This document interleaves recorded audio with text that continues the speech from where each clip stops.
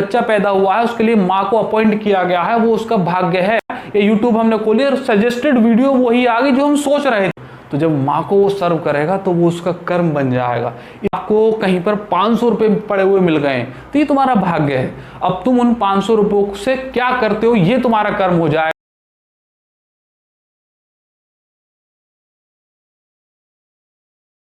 हर एक वो चीज जिसके लिए तुम्हें कोई एफर्ट नहीं करना पड़ रहा है वो तुम्हारा भाग्य है, और वो चीज जिसके लिए तुम्हें कुछ प्राप्त करने के लिए एफर्ट डालने पड़ रहे हैं वो तुम्हारा कर्म है। जिस घर में तुम्हारा जन्म हुआ है वो तुम्हारा भाग्य है। उस घर में तुम्हारे खाने पीने रहने तक की हर एक व्यवस्था की गई है। तुम्हारे कपड़े पहनने की, तुम्हें बचाने की, तुम्हें सुरक्षित रखने की, तुम्हारा पालन पोषण करने की हर एक व्यवस्था की गई है। वो सब तुम्हारा भाग्य है। लेकिन आने वाले दिनों में एक दिन तुम्हें भी किसी के लिए खाने पीने की व्यवस्था करनी होगी। कोई तुम्हारे घर में भी बच्चा पैदा होगा, किसी के लिए तुम्हें भी घर बनवाने पड़ेंगे, किसी के लिए तुम्हें भी शादी के लिए अरेंजमेंट करने पड़ेंगे। वो तुम्हारा कर्म होगा, वो भाग्य से नहीं होगा। एक बार जो भाग्य में हो गया, दूसरी बार अगर वो तुम्हें करवाना है तो उसके लिए कर्म लगाना पड़ेगा, फिर वो भाग्य नहीं होगा। तो मोटा मोटा इसे समझ लीजिएगा, हर एक वो चीज जो तुम्हारे पास एज इट इज आ रही है, जिसके लिए तुम्हें कोई एफर्ट नहीं करना होता है, कहीं भी किसी भी रास्ते से आ जाती है, कोई पहले से तुम्हारे लिए एक अपॉइंट किया गया है, कोई बच्चा पैदा हुआ है उसके लिए माँ को अपॉइंट किया गया है, वो उसका भाग्य है।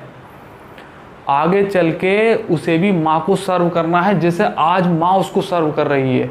तो जब माँ को वो सर्व करेगा तो वो उसका कर्म बन जाएगा। इस कुदरत ने, इस यूनिवर्स ने, इस परमात्मा ने कुछ चीज़ अपने लिए बचा कर रखी है और कुछ चीज़ तुम पे छोड़ दी है। जो चीज़ उसने अपने लिए बचा कर रखी है उसने नाम दिया है उसे भाग्य का, और जो चीज़ तुम्हारे लिए छोड़ दी है उसको नाम दिया है कर्म का। और भाग्य और कर्म को अगर मिला दिया जाए तो तुम्हारी डेस्टिनी तैयार हो जाती है कि तुम्हें जाना कहाँ है, कौन सी डेस्टिनी के लिए तुम बनाए गए हो, वो चीज़ तैयार होती है। तो इसलिए धीरे धीरे कोई भी चीज़, तुम्हें कोई पति मिल गया, तुम्हारा कोई हस्बैंड मिल गया, कोई पत्नी मिल गई, गर्लफ्रेंड मिल गई, या जो भी कोई आदमी तुम्हारी ज़िंदगी में मिला है वो तुम्हारा भाग्य है। लेकिन तुम उसे कैसे निभाते हो, कितने दिनों तक निभाते हो और किस तरीके से निभाते हो, वो तुम्हारा कर्म है। देखो कोई भी आदमी मिल सकता है तुम्हारी जिंदगी में, ऐसे तुम सोचते नहीं हो कि भाई मैंने अपनी मर्जी से कोई चुना है। मैं अरेंज मैरिज की बात कर रहा हूँ। लव मैरिज में ऐसी समझ लो, अरेंज मैरिज में तो शादी के बाद पत्ता खुला, लव मैरिज में पहले से ही खुल रखा है। लेकिन मिला तो कोई रैंडमली आदमी ऐसे सोच के तो नहीं ले कि मैं ढूंढ रहा था कि भाई ऐसी शक्ल का आदमी चाहिए, अब कोई मिल गया तुम्हें पसंद आ गया तो लव मैरिज अरेंज में बदल गई। और अरेंज में ऐसा होता है कि पहले अरेंज होती है बाद में लव हो जाता है। तो वो चीज़ तुम्हारा भाग्य है कि कोई मिल गया। अब तुम उसे कैसे निभा रहे हो, ये अब तुम्हें MMS फ्री में सुनने को मिल रहा है यहाँ पे, ये तुम्हारा भाग्य है। और अगर ये बात सुनकर, MMS की बात सुनकर कितना प्रतिशत तुम इंप्लीमेंट कर पाते हो, ये तुम्हारा कर्म हो जाएगा।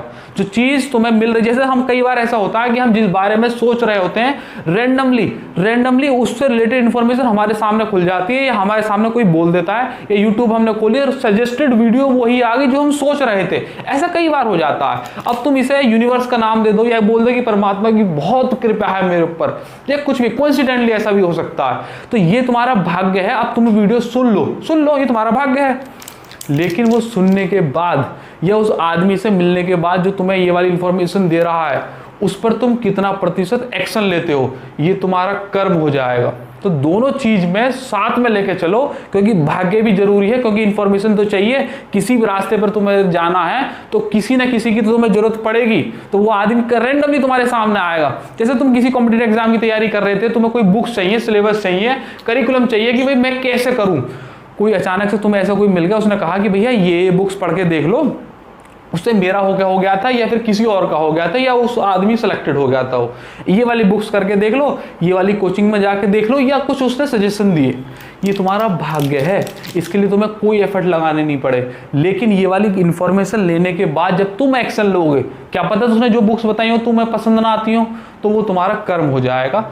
भाग्य का काम इतना होता है कि तुम्हें दिखा दे रास्ता आगे का। तुम्हारे सिर पर टॉर्च लगाने का काम होता है भाग्य का, कि भैया ये टॉर्च लगा दी, ये रास्ता दिखा दिया, अब तू चल या मत चल, ये तेरे ऊपर डिपेंड है। मैंने तुझे पहला और आखिरी ये दोनों चीज अपने हाथ में रखी हुई है, इन पर पर्दा डाला हुआ है, ये भाग्य का नाम दे सकते हो। लेकिन जो बीच का रास्ता है वो तो तुम्हें खुद ही तय करना पड़ेगा, उसके लिए तो कर्म लगाना ही पड़ेगा। यमराज और कबूतर की कहानी में डिटेल में समझाया था ये वाली बात कि तुम्हारा कैसे पहला और आखिरी पॉइंट तो तय है, लेकिन बीच की चीजें जो कर्म पर डिपेंड करती है वो तुम्हारे हाथ में है। तो तुम्हारे हाथ में सब चीज, हर एक चीज, यूनिवर्स तुम्हें कहीं ना कहीं से जो चीज तुम्हें चाहिए, जिस चीज के बारे में आप सोच रहे हो, कहीं ना कहीं से तुम्हें इंफॉर्मेशन दे ही देता है। लेकिन उसे जानने के बाद तुम कितना प्रतिशत उस पर एक्शन लेते हो, ये तुम्हारा कर्म है। जो चीज तुम्हें मिल रही है बिना एफर्ट के, वो भाग्य ही होती है, उसे कोसिएगा मत। वो कैसे भी तुम्हें मिल रही है, अच्छे कर्मों से, बुरे कर्मों से, पुराने अकाउंट से, नए अकाउंट से, इस चीज पे मत छोड़ो, इसे डब्बे में डालो। भी इस पे भी बहस नहीं कर रहे, ना चर्चा कर रहे हैं। बस तुम्हें सोचो जो चीज तुम्हें मिली है उस पर तुम्हें अच्छे और बुरे का टैग नहीं लगाना है कि यार मेरा तो भाग्य ही खराब है, मेरी तो किस्मत ही खराब है, मैं तो ये मिल जाता वो मिल जाता। अरे जो मिल गया उसे बढ़ाने की कोशिश कीजिएगा। अगर आपको कहीं पर 500 रुपये पड़े हुए मिल गए तो ये तुम्हारा भाग्य है। अब तुम उन 500 रुपयों से क्या करते हो ये तुम्हारा कर्म हो जाएगा। तुम 500 के 1000 कर दो, 4000 कर दो, 10,000 कर दो, 500 की 0 कर लो, 500 को उठा के कहीं चैरिटी में कर दोगे, मुझे तो पाए थे, ये तुम्हारे कर्म में काउंट होंगे। लेकिन जो चीज तुम्हें सामने पड़ी हुई मिल गई वो तुम्हारा भाग्य है। अब तुम उसके साथ कुछ भी कर सकते हो। पॉजिटिव कर दो, तुम्हें कहीं से कोई ज्ञान मिल गया, कुछ अच्छा ज्ञान मिल गया, ऐसा ज्ञान मिला जो तुम्हें बहुत आगे ले जा सकता था, तुमने वो काम ना करके तुमने नेगेटिव कर दिया, ये तुम्हारा कर्म है। अब अच्छा कर्म है बुरा कर्म है इस पर हम टैग नहीं लगा सकते। टैग लगाने का काम किसी और का है, वो करे उस काम को। तुम्हें उसका काम ये है कि तुम्हें सूझबूझ के हिसाब से कोई चीज प्रोवाइड करानी।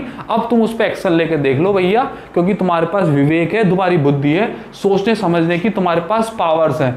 तुम किसी भी डिसीजन को अपनी सिचुएशन के हिसाब से रिवर्ट बैक कर सकते हो कि भाई मुझे ऐसा डिसीजन लेना है या ऐसे लेना है, ये तुम्हारे ऊपर डिपेंड करता है। तो जैसा भी मर्जी चाहिएगा वैसे करके देख लीजिएगा। इन दोनों का जो शेयर कॉम्बिनेशन है भाग्य का और कर्म का ही तुम्हारी डेस्टिनी को बनाकर तैयार करता है। इस बात पे ध्यान रखिएगा।